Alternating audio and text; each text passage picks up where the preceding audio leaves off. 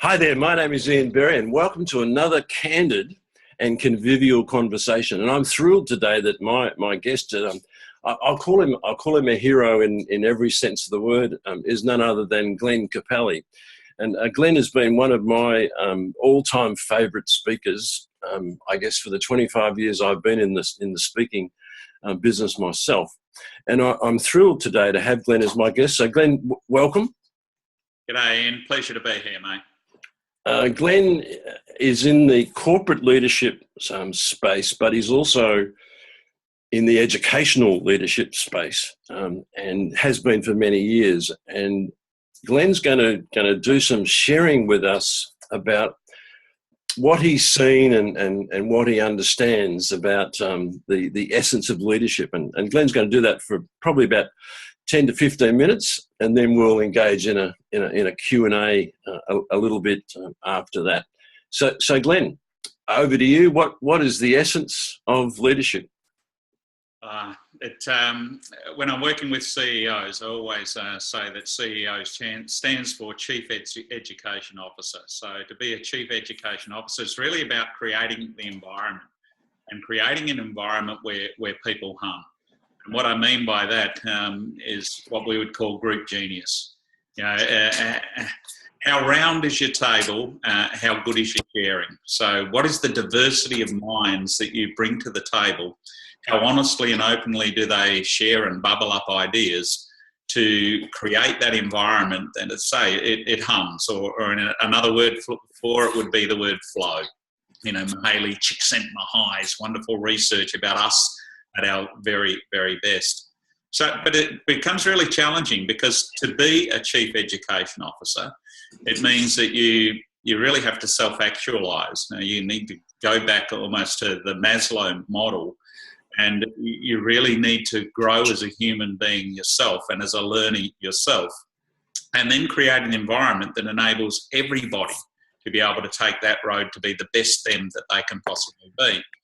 Now, blend that in with some of the research in 1989. So when you were just a wee lad, in 1989, I received a Sir Winston Churchill Study Fellowship. So Sir Winston Churchill, the late Prime Minister of the UK, had left a legacy where people could apply to do an overseas trip for best practice research. And I got to travel to the United States to work with neuroscientists, to work with people in education and in learning about this incredible brain of ours. And one of the researchers, Art Costa, said that 80% of people, 80% of adults have no metacognition. Now, in human being speak, it means what he was saying is that 8 out of 10 people have never thought about the way they think. And when I heard that, I said, mate, if that's true, then it's bloody scary. And he said, well, indeed, it is true. And indeed, and he laughed and he said, it is scary. So it means if we're really going to grow ourselves as human beings, we need to fully understand ways and methodology of thinking. And that can be a wonderful and a challenging journey. So a Chief Education Officer, anyone in leadership, has to be really thorough, examining who they are, their self-knowledge, their self-understanding, and then their ability to grow themselves, to go beyond who they are. Because when we stand up in leadership, we stand up. And it means we put ourselves in the line of fire. And part of our brain is going, this is scary, line of fire, we're going to get sniped. So we've got to have, the ability with agility, and we've got to be grit fit as well, and also have a great understanding of ourselves and other human beings and the diversity of other human beings. Because you're leading an organisation, yes, you're leading systems, but you're leading people. It's that people factor that is going to be the magic of it all. So one of the things that I teach, and you would know well that I'm a great fan of this. And this is the word for Auslan, or signing for our deaf community here in Australia. Now, Australian signing is different than American, different than French, very dynamic languages. And my signing, if I'm with the deaf community, it's too slow, it's kind of limited. But I think signing is a beautiful learning language. And it brings out physicality. My signing teacher said, you've got to bring your whole body to signing. You've got to bring every emotion. And you've got to do that with leadership as well. You've got to do it with learning. Bring everything you've got to it. So there'd be two words, if we want to understand how we think, there'd be two words that I would teach. And one looks as if you're patting a cat. And it's one way to say the word tame. So you're taming something. And then there would be a movement like you're brewing something or stirring a brew, and that would be the word for wicked. Now, tame and wicked became part of our lexicon of thinking in 1972. Researchers in thinking were saying that a tame problem is reasonable with a single correct answer. So, and there are many things in life that have got single correct answers. And you want to be good at getting single correct answers. But a lot of life, and certainly a lot of leadership, is not about the tame, it's about the wicked. And a wicked problem is one that doesn't have a singular correct answer. And yet the human brain often wants it to have a single correct answer. So people go looking for the silver bullet. Give me the one thing our organisation needs to do. Give me one way to do it.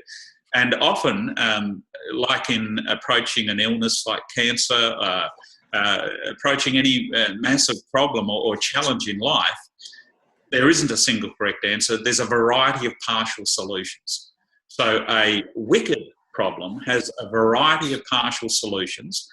You can't solve it alone. In fact, you can't necessarily solve it. It requires group genius. It requires how round is your table, how good is your sharing, different minds. And some people may say, I've got the answer for you, but it won't be the answer. And what is the answer for Ian Berry will not be the answer for Glenn Capelli. What is the answer for this business will not be the same answer for a different business, because things are contextual. So wicked problems are contextual. They require a variety of partial solutions, and they require a lot of robust in there chat and talk and possibilities, giving this a go, giving that a go, and then you, little bit by little bit by little bit, you move forward. And sometimes, instead of moving forward or upwards, you move backwards. And sometimes you feel absolutely confused because you don't know where to start. Now, the difficulty in these situations is some environments they live in the world of tame, and people are afraid to say, listen, I've got no clue. Listen, this is some problem we've never ever seen before, so we need a whole different kind of way of looking at it. And we're going to come up with some ideas that will only partially work, or come up with some ideas that will be flops initially, but if we work it, tweak it, work it through, we can, little bit by little bit. And it's not just a how better thinking, it's also a how else thinking. So I love the world of Kaizen, that ongoing small improvements, measuring where you're at and getting better at it. I love that, but that's only a solution for the tame world. And it becomes part of the solution of a wicked world, but only part. Every wicked problem has got tame elements. You know, we've seen businesses fall over because they got the tame stuff wrong. You know, I loved Ernest Hemingway in one of his novels. One character says, "How did you go bankrupt?" And the other character answers, "Gradually, then suddenly." Yes, that's right. Take our eye off that ball when we don't get our numbers right. But likewise, I was presenting to, working with 700 nutritionalist dietitians, and most of them had thorough research papers, PhD research on obesity or anorexia or this particular protein. And the research was amazing. The research will solve some of the tame elements, but it doesn't solve the problem. Obesity is a wicked problem. You need the data, and it needs to be accurate, and it needs to be good. But then you need a whole stack of possible potential part solutions that will be different for every single human being. So one of the things in thinking, and you know, it's amazing, that was 1972, we defined things as tame and wicked. And yet for most human beings, they've never heard of the concept in that way. So it is 80% of people don't know metacognition. Understand the tame world really, really well, be really, really good at it, have people in your group that are brilliant at getting the maths right, but know that's only part of the answer. It's then how you do the other stuff. It's how you do that communication. So creating environments where it's a total learning environment requires people to, I guess a favourite word of mine in signing, Ian, and you see me quite often, when we rub our hands together like this. Now, in the hearing and speaking world, this might be, what can I get out of this? Here's a chance to make some money. But in the deaf community, this is, okay, let's get stuck in.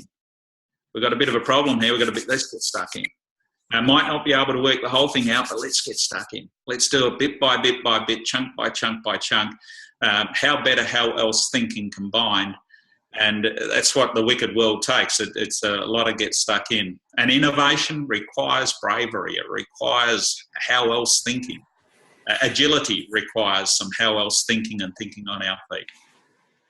So when I work with organisations and leaders, one of the first things I will outline is this difference between tame and wicked. They work some problems through, and some of them, you'll give them a tame problem. Now, tame problems doesn't make it easy. You give them, and they'll look at it and go, so some CEOs are not particularly good at the maths of a tame problem, but they will be able to employ somebody who is. And you've got to have those people in your brew. Then just to understand that leadership's often about the wicked, and therefore it's how you bring your people together as a think tank, as I say, that group genius aspect. And I'll say to organisations, it's a brew of 5 things.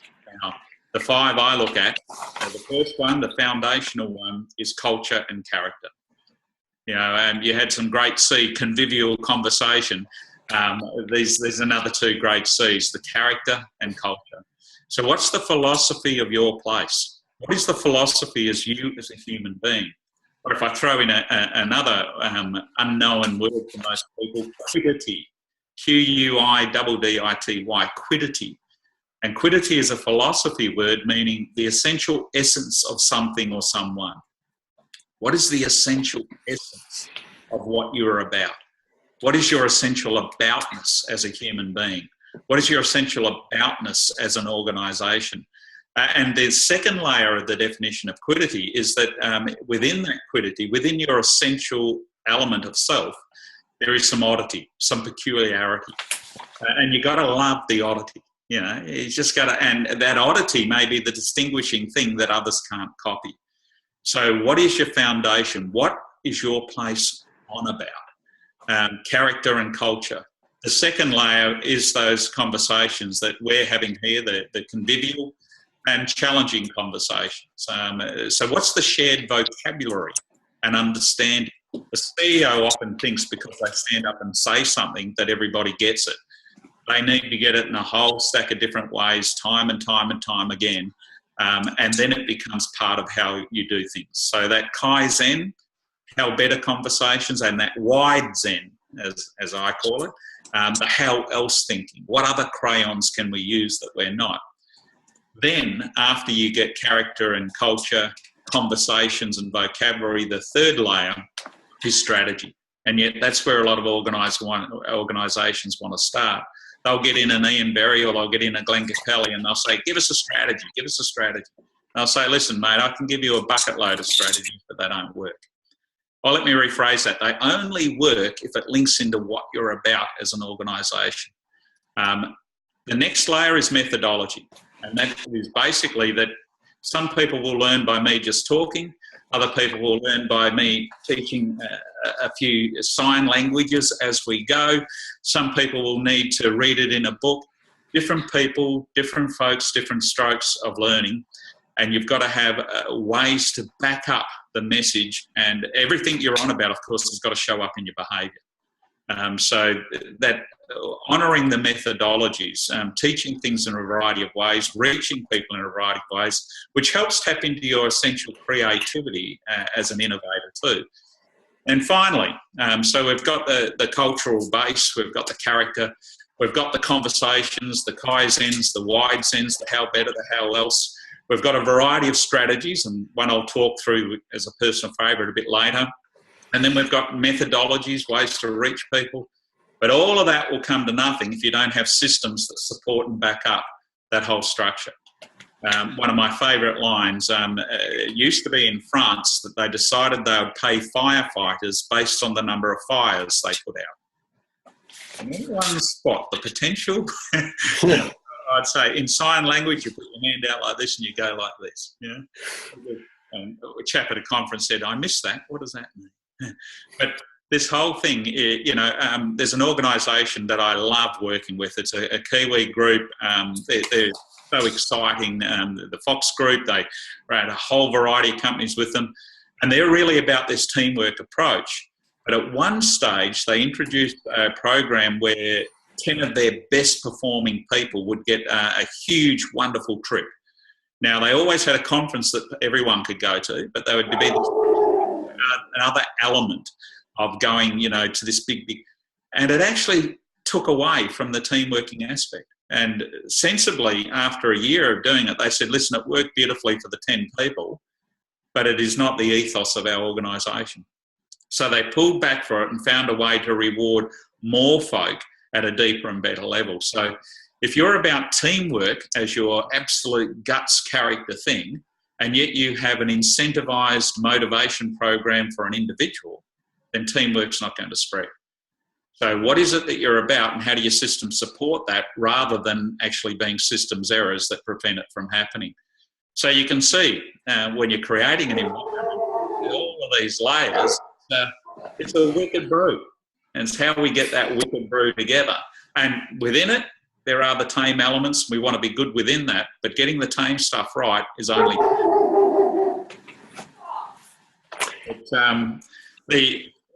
If I can, Ian, I'll hit upon one of the strategies that we open it up to a Q&A. Yeah. Because this is one of my favourite multi-purpose thinking tools that we've come up with. And originally, I'm not even sure how it bounced into my mind, probably because I love cryptic crosswords and playing with language. But I came up with 3 Russian brothers. And then I decided the 3 Russian brothers weren't enough, so the 3 Russian brothers had a cousin. And then the cousin has got a friend who's got a girlfriend. So we end up with 5 in the Russians model.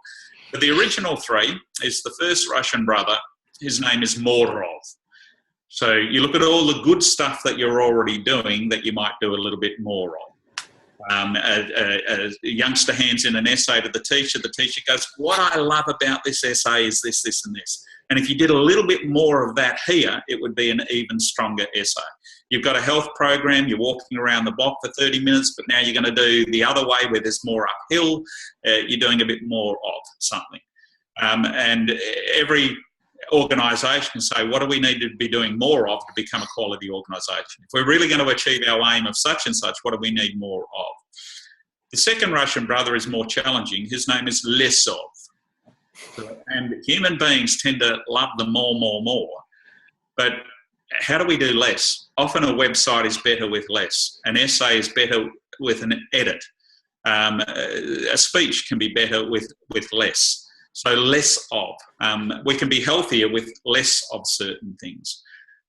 For our organisation to prosper, it's not just about more, it may be more about less. Then the third Russian brother is even trickier, Ridov. And we're not rid of things, you know. We hold on to a lot of stuff. Sometimes you might need to shed a particular client. Sometimes you might need to be rid of a certain attitude in your workforce, cynicism, for example. You know, learning to be able to be rid of things and doing rid of well can be vital to us. So I had my more of, my less of, my rid of, and then I decided that the cousin's name was toss in. So what new stuff do we toss into the brew? So even as a systematic conversation in meetings, the Russians might be something. Yeah, you're working on a big project. What do we need more of? What do we need less of? What do we need to get rid of? What do we need to toss into the brew that we don't already have? And then the cousin's friend's girlfriend came into being because Carmen's Muesli. I don't know if you've ever eaten Carmen's Muesli or know the organisation, but they had a blueberry bar that they bought out. and it was one of their products that wasn't working. So they changed one thing. They stopped calling it a blueberry bar and called it a superfood bar. And it doubled their sales instantly. Sometimes the great innovation, the innovative Russian, if you like, is instead of. So instead of this material, what would happen if we use this material? You know, whether it was Edison coming up with the light bulb, instead of this, what if this? If we weren't allowed to have that, what could we replace it with? So it's a great innovating type thing. Now, the Russians, to me, are quite magnificent because they are pretty simple, but also I work with some organisations that they're doing 360-degree feedback 4 times a year, and it's really stressful for a lot of folk.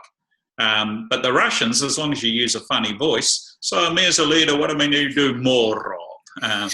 It takes some of the threat and sting out of it, and you get your team working together on it.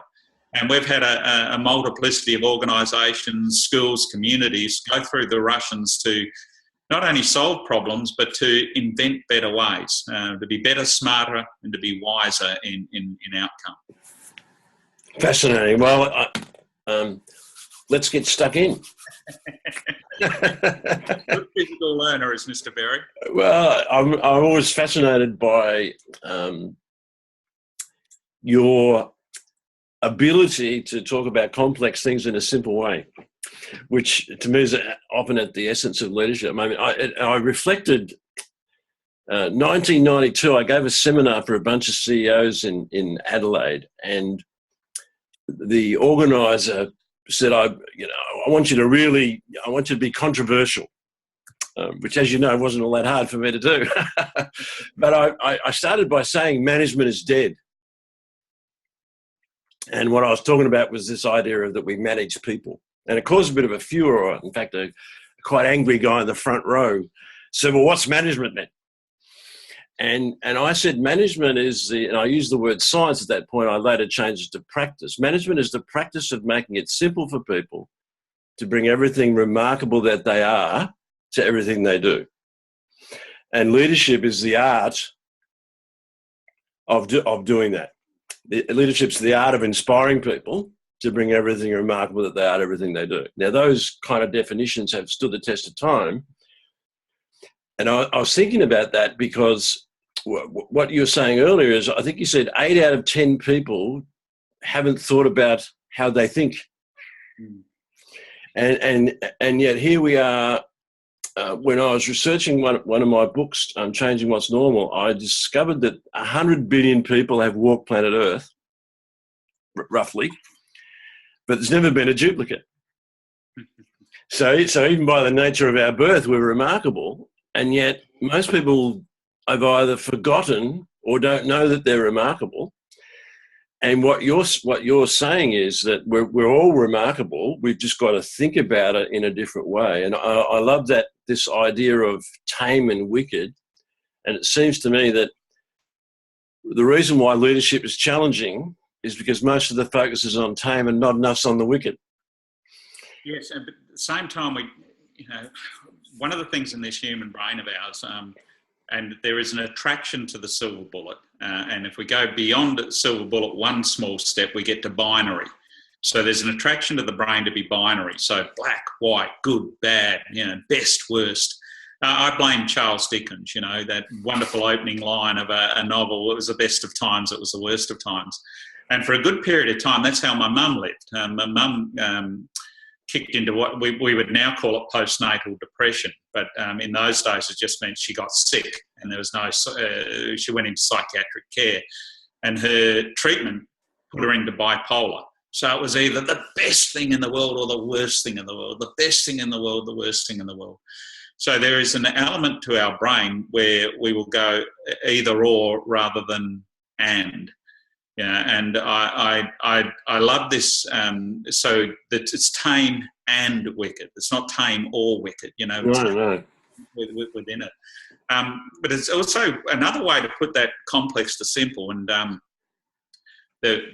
we would teach kids that in signing it would be I, which is running your finger down your body. I have, like grabbing an apple and pulling to your chest, I have throw your fingers off your hand like abracadabra is the word for magic.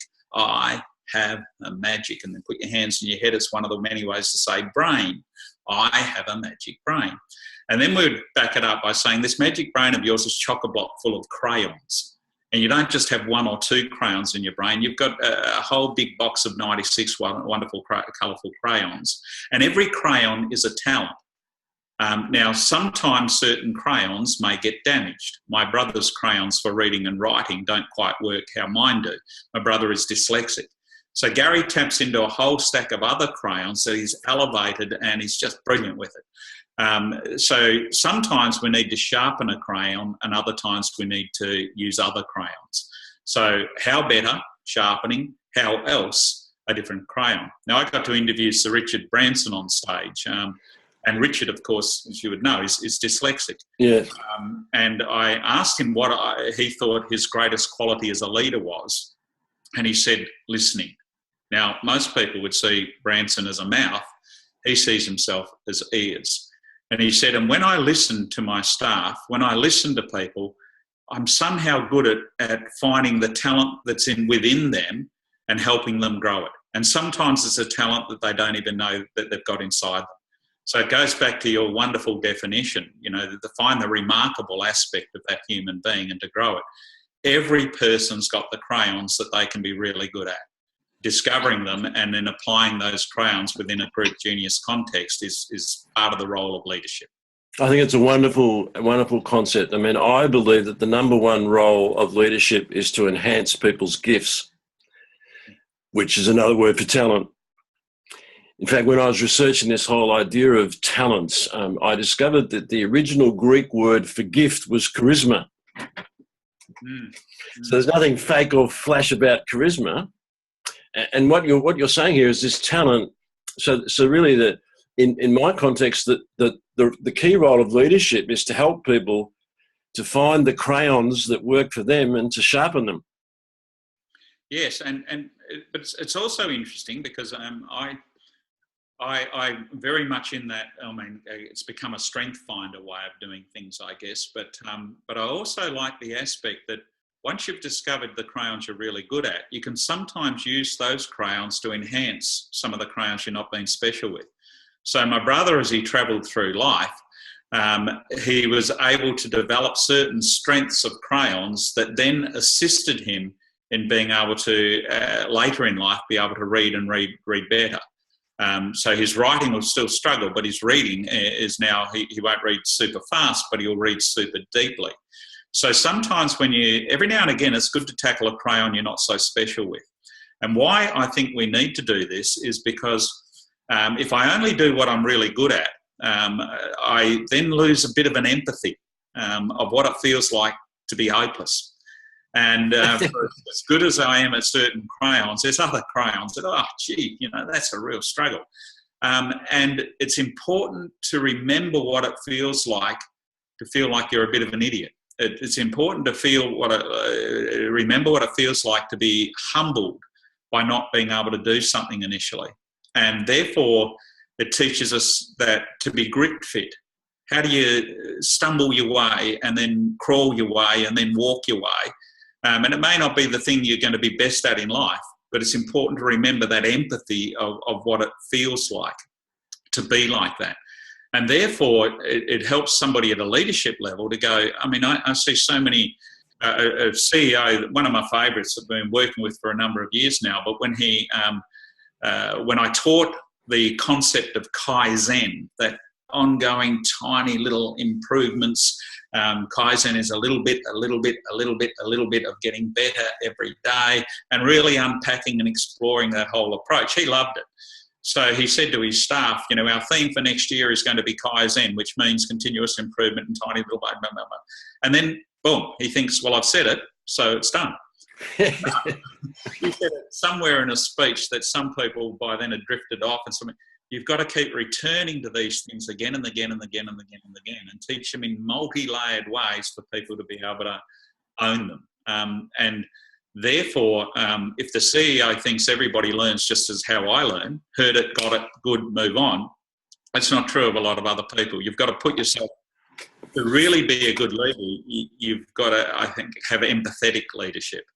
You may not agree with the other human being. You may not agree with the customer all the time, but you need to be able to walk in their shoes and understand how that feels, and therefore learn to be better, smarter, and wiser because of it and through it.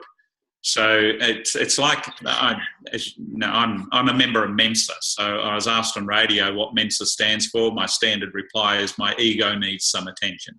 Mensa means we're good at an IQ test, but here's IQ and here's intelligence. So I got into Mensa when I was 30, and thankfully not when I was 3. So if a child of 5 is, you know, and the parents start saying, oh, he's really bright, she's really bright, oh, they're really bright, they're super bright. And the child takes pride in the fact of being bright and takes pride that their parents and their teachers love them because they're bright, then what does a bright child not want to do? A bright child doesn't want to appear as if they can't do something. So they will only tackle what they're good at. So I would say, don't praise intelligence, praise character. When you say to a youngster, I love the way that when you couldn't do that, you gave it 3 more goes. I love the way that you were able to master that so easily, but then you were able to help Julie or Jono get it as well. I love that. So you're praising the character aspect, because character may be the most important element. Character and culture are a double helix. You can't have one without the other, as far as I'm concerned. No, I was fascinated that you had that as the basis of your point. I mean, there's been a lot of talk, you know, a lot of repetition of Drucker's famous words that culture eats strategy for breakfast, you know, around the place lately. And there's a lot of return, I think, to culture. And I was fascinated. Culture often means the way we do things around here, but I prefer, which you alluded to, I prefer Michael Henderson, you know, the corporate anthropologist's insight. He says culture is about what it means to be human here. And you were very much aligning with that from what you're talking about, culture and character. And of course, what it means to be human is we're all individuals, we're all unique. And what you're adding to that fact that not only are we all geniuses, but there's also this both and concept that we have to fail a lot. In fact, it reminded me, I've got a blog that comes out in a couple of days, and I called it, I've failed a number of times this week, how exciting. Good title. You know, as the title, because, you know, and it kind of, I actually have had a number of failures this week, and it has been exciting. But I reflected on that Benjamin Zander idea. You probably know that art of possibility, where, you know, every time someone in the orchestra made a mistake, he'd say, "How fascinating!" And I think so. You're kind of touching on that we've all got genius. You know, Branson is a great listener, but not so good a talker, that he would acknowledge. But it's both and. And you've put a fascinating image in my head that organisations are really a giant box of crayons, all different. Yes, it's and within that, I mean, you've resonated. So, you know, I left Australia for 3 months, and when I was 23 years of age, thinking I'd go travelling with my backpack, and 7 years later I came home, and those 7 years were quite remarkable. You're stepping your way through life and learning and different cultures, different environments. So I'm in a small kibbutz room in the north of Israel with Katyusha mortar bombs flying through the air, and my Russian roommate heard me complaining about a book I'd written that was in my backpack, and nobody wanted to publish my book. And my Russian roommate, Zhenya Landa, a geophysicist, he says to me, "Len, always remember this, Hervé Blin Chomom." And I say, "I will, Zhenya. What's it mean?" Hervé Blin Chomom, he says, "It means the first pancake is always lumpy." First pancake's always lumpy. If you're going to tackle something new and challenging, you're going to muck up. You're going to fail. You're going to have a horrible time. You're going to feel like an idiot. It's how you keep making the pancakes. And eventually, and one CEO, when he heard me tell Mojenya Perve Blinkomom, he said, I loved it. He said, I'm up early. And so the first pancakes are lumpy, and then they get to be burnt at some stage, but in between are the magic ones. And it's that ability to keep. So practice to me is not about perfection, it's about progress. Practice makes progress. Yes. Kind of environment that sometimes not only allows mistakes, but invites mistakes. Let's stuff this up. Let's break this apart and make it. How can we make this system that we're inventing fail? Because if you then can make it fail before you've released it, you can then solve all those other problems too within it. Which means that we've got to feel as if it's okay to be an idiot at times. It's okay to know nothing. It's okay to go, listen, I'm ignorant. Tell me, explain, share. And yet that is very much counterintuitive to how a lot of organisations operate and how a lot of bosses lead. So how do we... I love the Russian family, more of, less of, rid of, toss in and instead of. And I think that there are 5 great ways that we can... Because my sense is we need to get rid of this idea of we have to be perfect. Yeah, and the idea that the leader will know all the answers. I mean, some leaders set themselves up to be like that. But I remember in my very early years, I was doing a lot of work with schools. I was doing a lot of work with youngsters, and then a couple of organisations invited me in, and one of them in particular had this environment that, they did now I'd say they did the team really well. Everyone knew what they're supposed to be working on. The boss was constantly there walking around looking over their shoulder. But when the boss went on leave, never went on leave for very long at all, because within a couple of days things weren't working as well. Things weren't, and it was obvious to me as an outsider. People were doing what they needed to do because they had to. They weren't doing what they loved. They weren't impassioned about it. They weren't encouraged to be contributors to it all. They just had to do their little bit, and that was it. And when the boss wasn't there, they'd just do enough of their little bit to maybe get by. So creating that kind of... And in today's world, it just doesn't work. No one person can know it all. It kind of brings me to what I think this is a very old idea, and one of the reasons why I think it's been ignored was because the original idea came from a woman and not a man. Which I find fascinating, but I just was doing a bit of writing about this earlier, and this was said in 1924, so it's a while ago.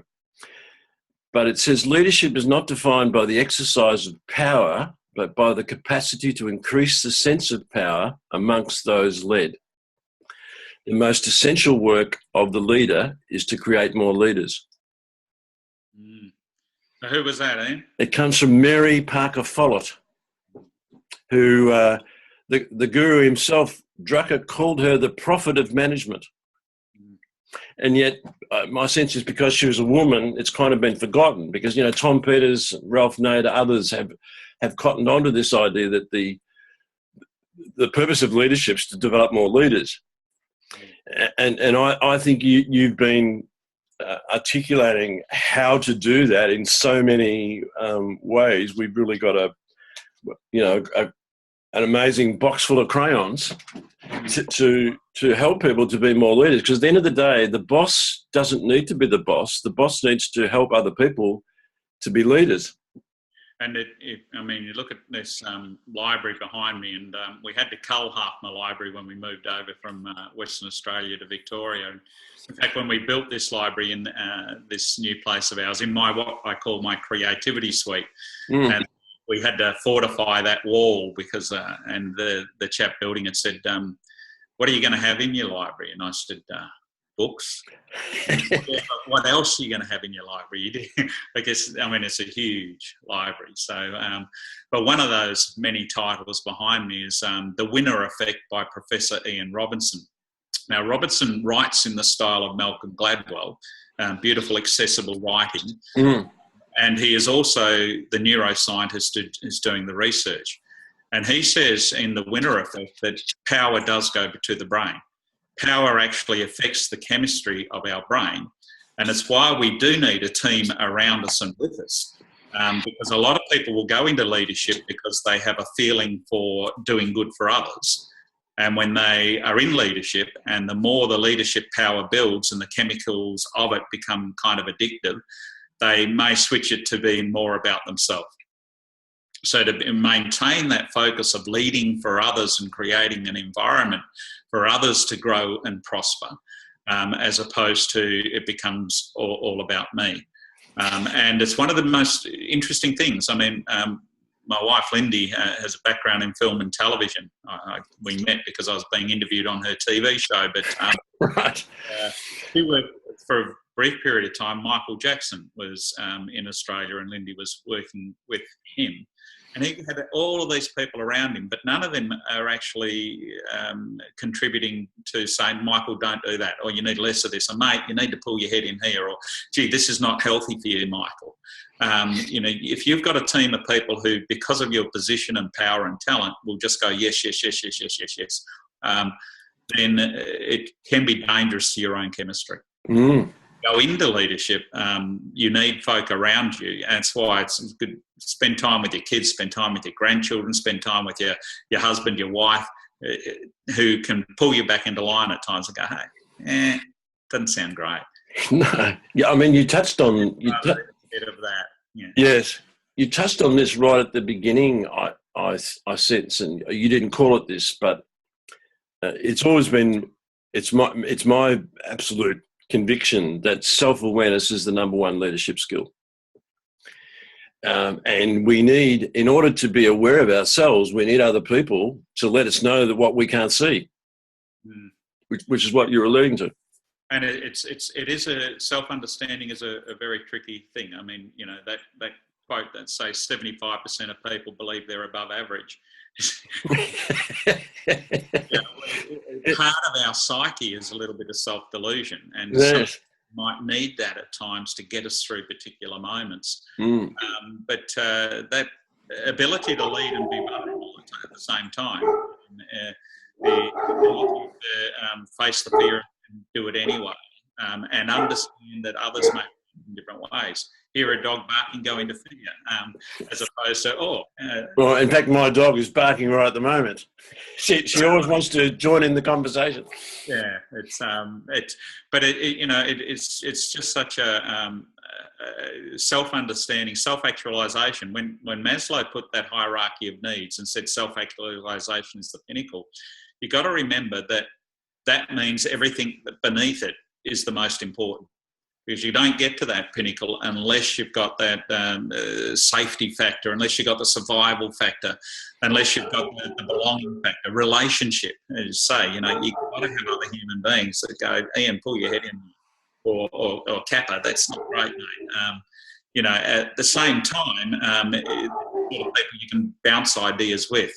If we try to do it alone in today's world, and it's true of yesterday's world, I think, alone, again, naturally, the great philosopher Robert O'Sullivan once said, Yeah. and we come into this world alone, we go out alone, naturally. But the question is how we are good with others. Yes, indeed. I'm just going to shut my door so I can, just one moment. One of my favourite little jokes, they say that every dog has a day, but a dog with a broken tail has a weekend. Say again? I was just sharing a private joke with all of these people when you're out of the room. That every dog has its day, but a dog with a broken tail has a weekend. That's right. Well, yeah, I'm just... I like a joke that only 5% of people get or think is funny. Well, unfortunately, I'm home. She just likes to enjoy the conversation. Anyhow, so we're kind of coming to the end of our time. How do we capture? Because you've given just so many wonderful insights into the essence of leadership. How would you capture it all in a sentence? Well, the thing about systems is that all of the stuff that we've talked about, it's got to become part of your daily ritual and your daily way of going about things. So it's good to have a model in mind, like the Russians. Just having a model in mind can get you thinking a certain way. But never let, the great other philosopher, Bob Hudson, once said, never let a chance go by, my friend, never let a chance go by. Little known song called the Newcastle Song, but never let a chance go by to instill this kind of these kind of practices into your daily wisdom of living your life, whether it's the Russians or every time we face a challenge to get the tame stuff sorted out and then work through the wicked. Have a great group genius, a great flow of people around us, and in that group genius utilise all the Russians, but to do it constantly so it becomes just part of your habit of living, part of your habit of mind.